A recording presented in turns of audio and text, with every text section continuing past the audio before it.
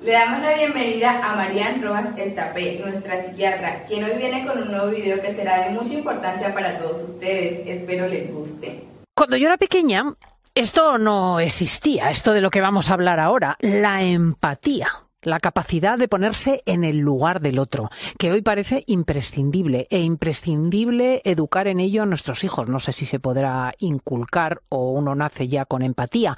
Vamos a preguntárselo a Marian en el diván. Marian Rojas, buenos días. Buenos días, Cristina. Pues la verdad es que sacas un tema apasionante y que cada vez interesa más. Interesa en las empresas, interesa en la educación, interesa en los colegios. Es verdad. ¿Y la empatía se nace o se hace?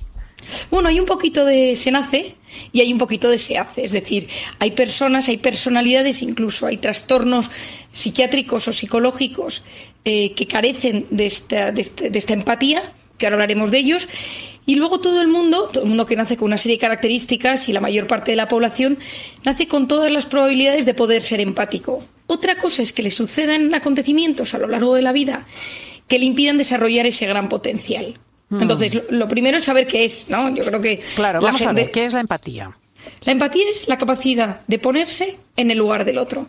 Es decir, es la capacidad de mirar a una persona o hablar con ella y entender qué le está pasando, qué le sucede, cómo siente, qué siente. De una manera, es no tanto sufrir lo que está sufriendo, sino comprenderlo. Hay personas que les estás contando algo y lo sufren como si fuera en su propia piel, hasta un grado que te tienes que callar porque generas muchísima angustia en la otra persona. Eso es la compasión. Eso es gente excesivamente empática que lleva a la compasión, o a personas altamente sensibles que sufren en exceso por ese alto grado de empatía. Pero la empatía normal de andar por casa, la que tenemos todos o que tenemos que fomentar todos, es que yo estoy contigo, yo te hablo y soy capaz de escucharte, de comprender tus sentimientos. Uso las palabras para consolar y para acompañarte. No te juzgo. Es decir, te estoy escuchando y no te estoy juzgando, porque lo que nos suele pasar, esto es muy aprendido por el cerebro del ser humano, es que nosotros estamos con alguien y lo primero que hacemos es juzgarle según nuestro sistema de creencias, según nuestra historia, según nuestra biografía. Y hay un primer juicio antes de un primer entendimiento. Y la empatía es cuando consigues entender antes que juzgar. Y sobre todo también la empatía requiere pues expresarte con delicadeza, con mimo, con educación. En vez de que te salga este es un sucio, este es mal educado, es antes de juzgar intento pensar qué ha sucedido. A mí me pasa esto mucho en consulta, ¿no? A veces me viene gente contándome historias que activan un resorte dentro de mí, porque todos nosotros tenemos resortes. Claro. Pero siempre antes de saltar intento pensar, a ver, ¿por qué me lo está contando? ¿Por qué lo hizo? ¿Por qué ha hecho esta maldad? ¿Por qué ha arruinado la vida de esta persona? ¿Por qué ha sido infiel? ¿Por qué ha traicionado? Y buscando ese por qué, antes de juzgar, ejercitas la empatía. Sí. Y decías antes que se puede educar cierto grado de empatía, pero que hay circunstancias de la vida que pueden desproveerte de ella o que pueden hacer que no la tengas. ¿A qué circunstancias te refieres? Mira, esto es una de las cosas más bonitas que yo he descubierto, que yo no he descubierto nada, pero que yo he llegado al estudio de ello en los últimos años. Cuando me di cuenta que había hormonas que nos activaban la empatía, que esta es la famosa oxitocina de la que tanto hemos hablado aquí. La oxitocina es la hormona del parto y de la lactancia y es la hormona que se activa en las contracciones y también cuando una persona está amamantando, pero es el signo bioquímico de la empatía. Es decir, tú estás con alguien. Imagínate, tú tienes una reunión de trabajo, tienes que hablar con tu jefe y estás de los nervios. Y entonces tienes que presentar los resultados en la empresa. Y viene un compañero tuyo y te dice, oye, no te preocupes, que si algo no te acuerdas, yo te apoyo durante la presentación. Ese momento de empatía de, te entiendo que estás nerviosa, que te enfrentas a un reto, yo estoy a tu lado y te apoyo, genera un pico de oxitocina brutal porque alguien ha empatizado contigo. Uh-huh. Las situaciones de miedo nos impiden empatizar, porque activas la supervivencia. Cuando tú vas en modo miedo por la vida, modo cortisol, modo alerta, modo incertidumbre, modo COVID, modo guerra, modo lo que hemos conocido en los últimos tiempos, tu cerebro te impide ponerte en el lugar del otro, porque vas intoxicado de cortisol. Y cuando estás intoxicado de cortisol, la oxitocina no puede salir. Y entonces cuando tú vives con miedo, tú vas por la calle llegando tarde a la oficina y ves a un pobre pidiendo dinero en la calle. No ves ni el mensaje, no ves si está con un niño o está solo, no ves si lleva ropa o va sin zapatos, porque tu cabeza no puede empatizar, no puede ponerse en ese lugar. Cuando tú quieres ayudar a alguien, tienes que bajar de tu modo alerta para poder conectar con las demás personas. O sea, incluso podríamos decir que un niño con un miedo intenso en la infancia, pensemos por ejemplo en los niños guerrilleros o las niñas raptadas para la prostitución, tienen muchas posibilidades de crecer sin empatía. Bueno, y tienen posibilidades de crecer con un grado de sensibilidad alterado. Es decir, no es lo mismo si tú a lo largo de la infancia has vivido una infancia donde hay gritos, donde hay maltrato, donde hay abandono, donde hay soledad, tu forma de conectar con las emociones de los demás, que esto en el fondo es la empatía, va a estar deteriorada o va a estar alterada.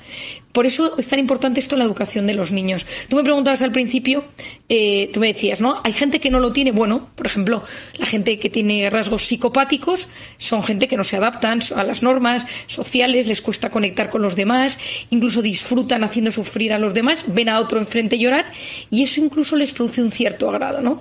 Bueno, pues esto tiene varias causas.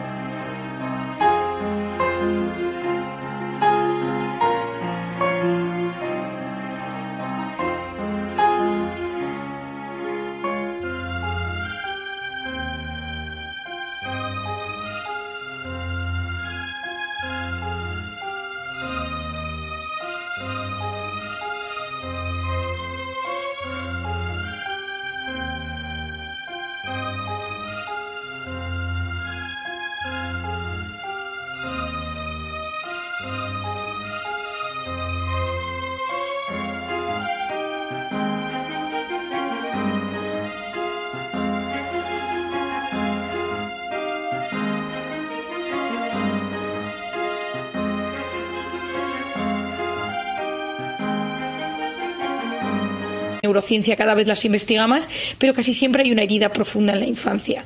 También están los narcisistas, el trastorno de personalidad narcisista, son personas que solo se preocupan por ellos. Entonces tienes a alguien delante con un problema y es que no te importa. No es que sepas o no sepas, que ni se activa el circuito. Es un tema muy interesante, ¿no? ¿Por qué eres narcisista? Pues por muchas razones. Tú y yo hace un año hicimos una entrevista muy, muy bonita sobre este tema del narcisismo. Las personas, por ejemplo, el trastorno límite de la personalidad. Esto es algo frecuente, muy frecuente en psiquiatría. Si alguien tiene en su familia, alguien con esto sabe. Son personas muy inestables emocionalmente. Y entonces le cuesta saber identificar sus emociones, las emociones de los demás, y tiene un enorme grado de impulsividad. Las personas con descontrol de impulsos les cuesta empatizar porque primero va el impulso y luego va la emoción.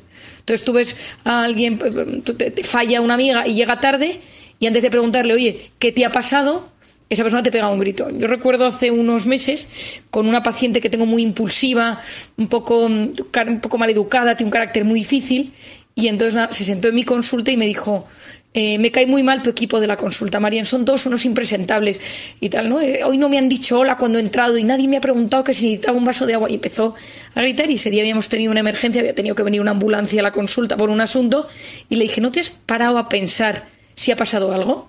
Entonces me quedó mirando y me dice, es que yo nunca pienso así. Digo, bueno, es que tienes anulada tu capacidad de empatizar. Primero soy yo, mis circunstancias, cómo me siento, y ya luego si a alguien se le ocurre preguntarme, oye, por cierto, ¿qué me ha sucedido esto?, ¿no? Entonces, claro, la empatía es algo clave en las relaciones humanas. Por ejemplo, ¿cuándo se activa la empatía? Cuando tú ves la cara de otra persona. Las redes sociales, Cristina, son un drama para la empatía. Alguien pone un comentario y da igual, como no le ves la cara, no ves sus emociones, no hay oxitocina, no hay nada.